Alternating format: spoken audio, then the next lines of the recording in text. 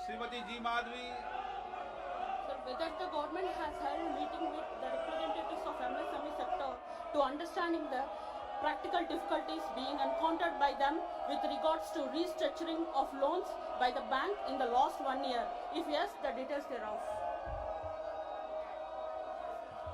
So this is a question again related to MSMEs and the payments which are due to them, and also the restructuring which the RBI has also been very active in, that they have come up with a scheme where a 3-year lending in repo rate is made available for the MSMEs, and because of that, more and more, about 10,000 crores is what we are talking about because of RBI's intervention.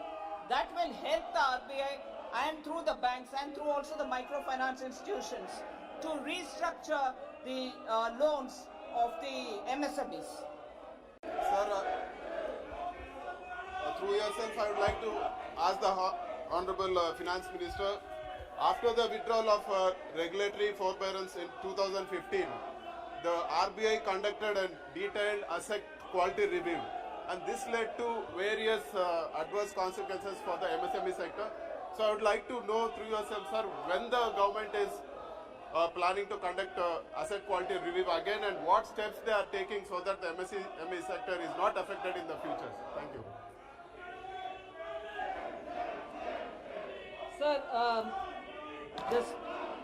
during the corona, we took several steps in order that the MSME gets immediate relief, inclusive of changing the definition. And since 2019, there have been several restructuring formulae given to MSME, and that has been conducted by the RBI under the RBI's guidelines. The stress in case of MSME was addressed through the emergency credit guarantee liquidity scheme that we offered, and it saw a great response from the MSMEs themselves. And that scheme is now being expanded to 1.5 lakh crores more. Therefore, what was 3 lakh up to 3 lakh crores given as a security, a guaranteed loan, now has been expanded by another 1.5 lakh crores. So up to 4.5 lakh crores guarantee is being given without security to give further liquidity through term loan or through working capital for the MSMEs.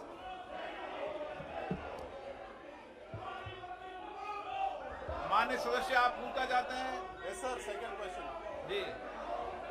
Sir, through yourself, I would like to know from the Honorable Minister that for issues where payments are pending from the government, be it the central government or the state government, the MSME or the small people who are doing the government works are asked to pay the GST without actual realization of the money. So this is leading to a serious financial crunch for the companies, and their inability to pay when the payment is pending from the government, and their inability to pay the GST is leading to a lot of penalties and cases.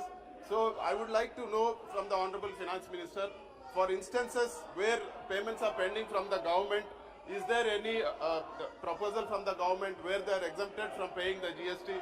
Because if the government himself is not paying the GST and just the billing is done, so I think it is not wise to ask the MSME or the people who have done the government contracts to pay the GST. Thank you, sir. Sir, Honorable Member has raised a very important issue, sir. The issue of government dues to the MSMEs is a very critical issue, and the MSME ministry, I remember Honorable Minister Gadkari ji also speaking to me about it with great concern. I have over last year 2020 reviewed it from the point of view of central government and the various departments which owe money to the MSMEs, inclusive of public sector undertakings. We have made sure that the standard as per rule 45-day be not crossed and all dues be paid from the government side for the MSMEs. More importantly, the TREDS platform, where these MSMEs payments can be discounted if they are on the platform, is very actively encouraged by us. Of course, as regards GST, it is the GST Council which will have to take a response and a call on how they would want the states also to get into this scheme of things, so that MSME and their due